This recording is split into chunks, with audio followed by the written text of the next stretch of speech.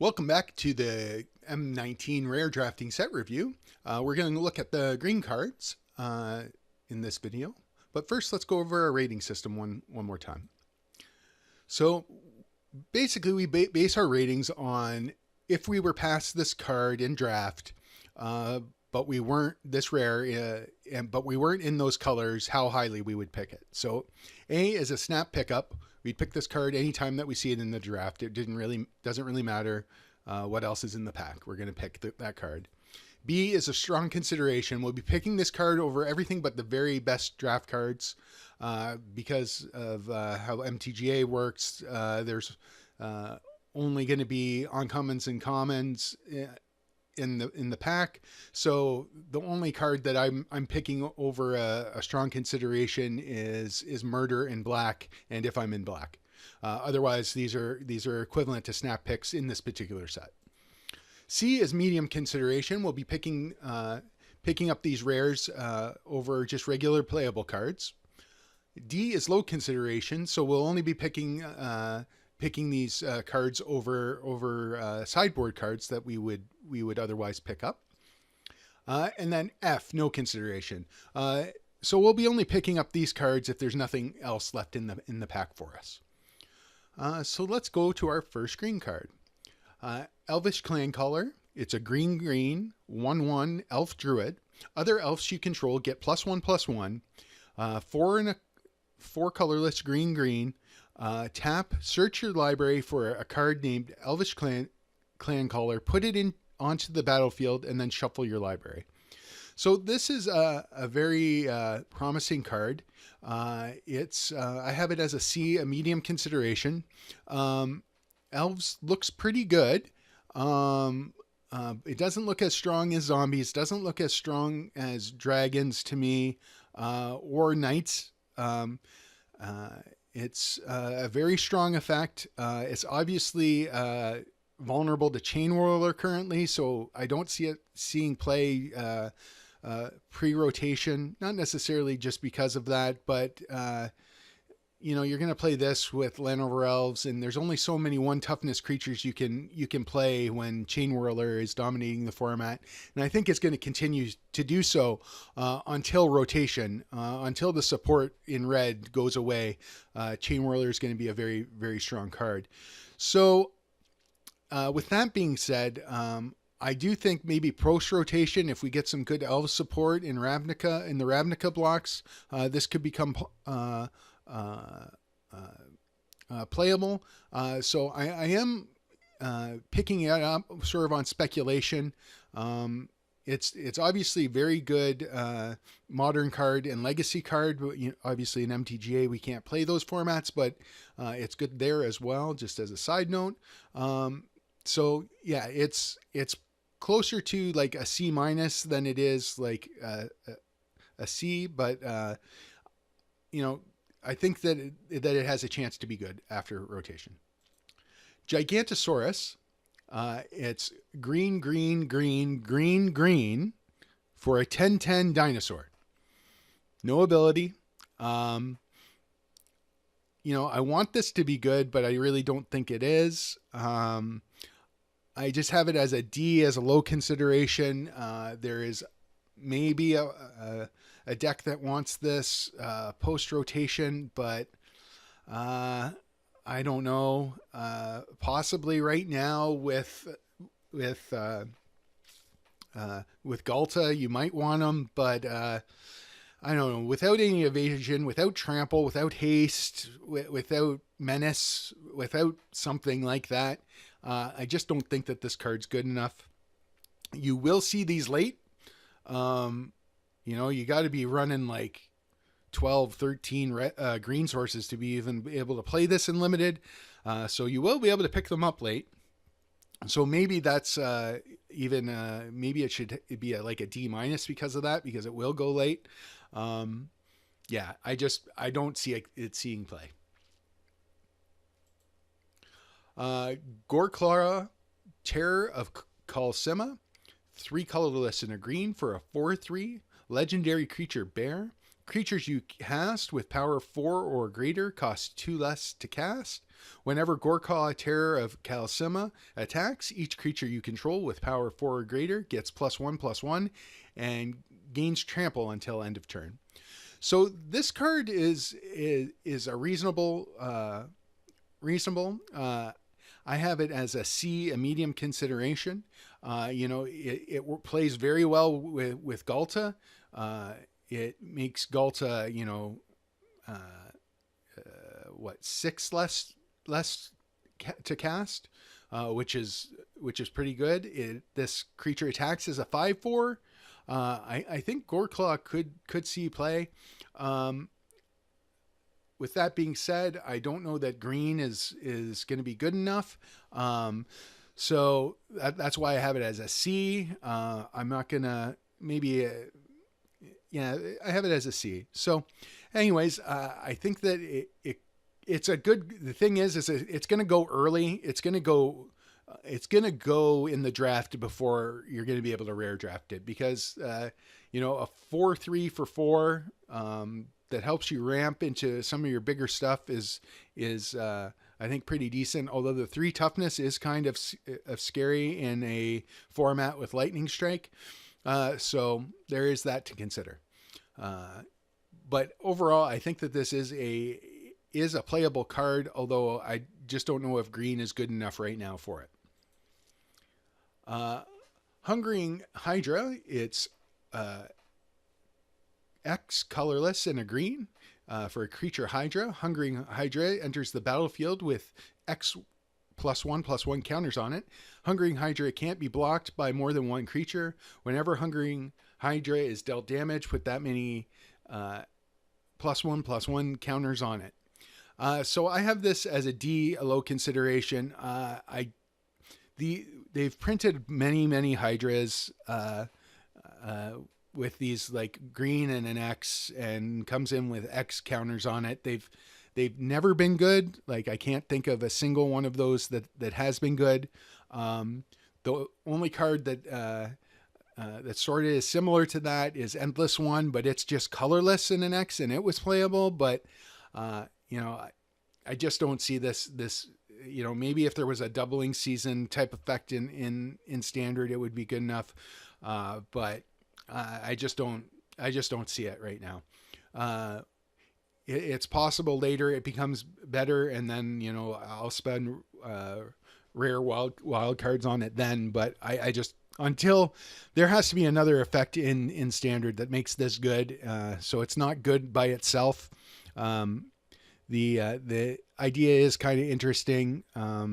With whenever Hungering Hydra is dealt damage, put that many counters on it. So maybe there's a way of pumping it, but right now I'm not interested in this card. Palaka Worm, it's 4 colorless green for a 7/7 worm.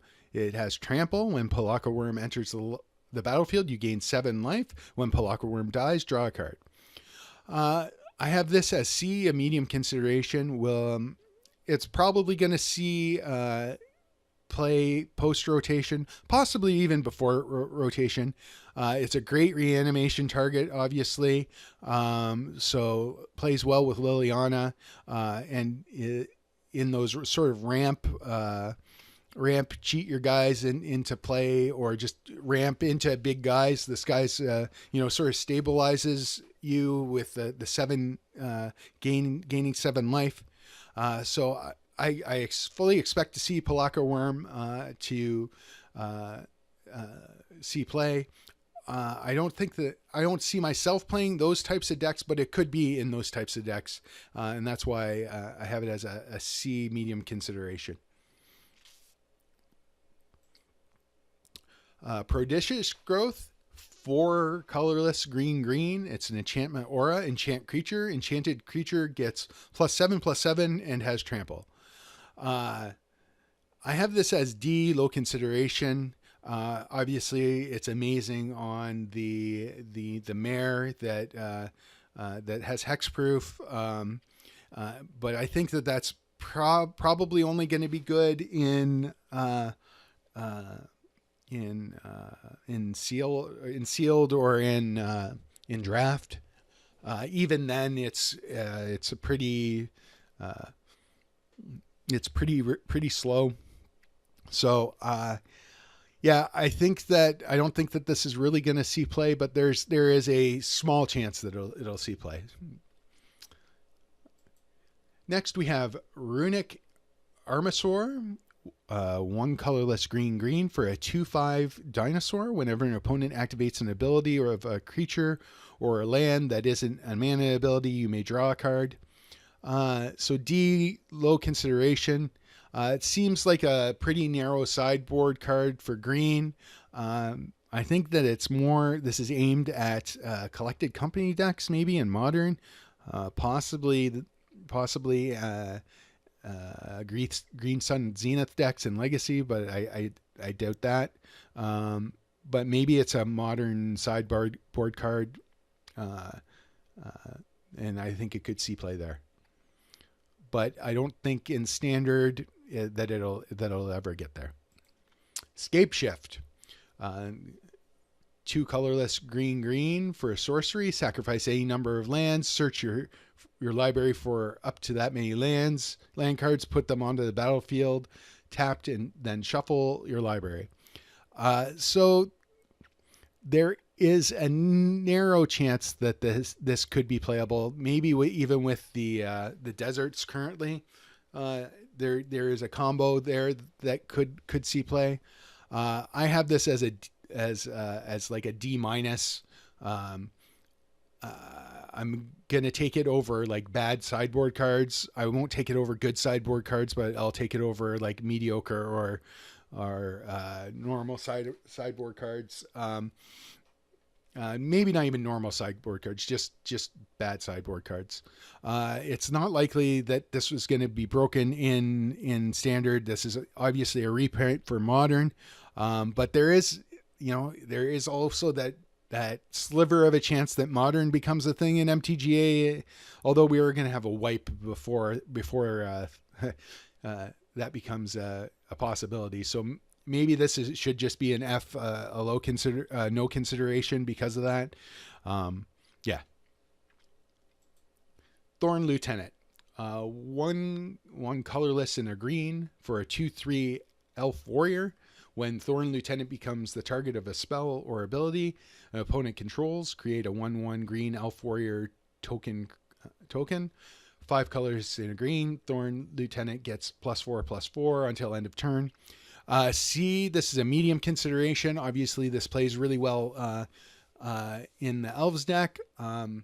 Possibly just good enough on its own to get played in green, but I don't know. There's a lot of people that are really high on this card. I'm not so high on it. I think that I only think that it's good in an Elf shell, but I could be wrong. It's obviously a very strong limited card, so I don't expect these to come late. So I don't think that we're going to have much of a chance to rare draft this in the circumstances that I would, at least. So yeah.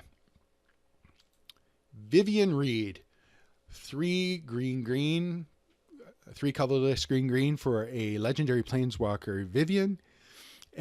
Starting loyalty of 5 with 3 abilities. The +1, look at the top 4 cards of your library. You may reveal a creature or a land card from among them and put them into your hand. Put the rest on the bottom of your library in a random order. -3, destroy target artifact, enchantment, or creature with flying. -8, you create an emblem with creatures you control, get +2/+2, and have vigilance, trample, and indestructible. So I have this as a B, strong consideration. It does everything that you want from a planeswalker. It somewhat protects itself, although only from creatures in the air. But if you're playing green, you should have your ground game locked up anyways.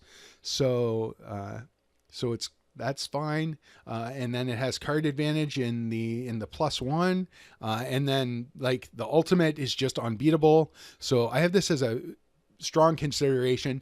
I don't think we're not going to see these late anyways. Like it's going to be the best card in the pack. So yeah, The only thing that's keeping it from being an A is that I don't think it's going to see play like immediately. I think that Nissa is better, and you can only run so many planeswalkers in those decks unless you're going to play do a Super Friends Bant deck, but then the revealing the creature or land becomes worse. So Vivian wants to be in a deck that's got a lot of creatures in it. So does Nissa, for that matter. So yeah, I don't see them playing beside each other. Maybe she's in there as a one of, but anyway, I think this becomes really strong post rotation, and that's when it'll really shine. But I'm going to want to have the copies for when that happens. Then our last green card is Vivian's Invocation for 5 colorless green for a sorcery. Look at the top 7 cards of your library. You may put a creature card from among them onto the battlefield. Put the rest on the bottom of your library in a random order. When a creature is put onto the battlefield this way, it deals damage equal to its power to target. It deals damage equal to its power to a target creature an opponent controls. So I have this as this is like a D-. It's a low consideration. 7 mana is a lot. Needs to be in a mana ramp deck, and maybe it's in the Vivian Reed deck post rotation.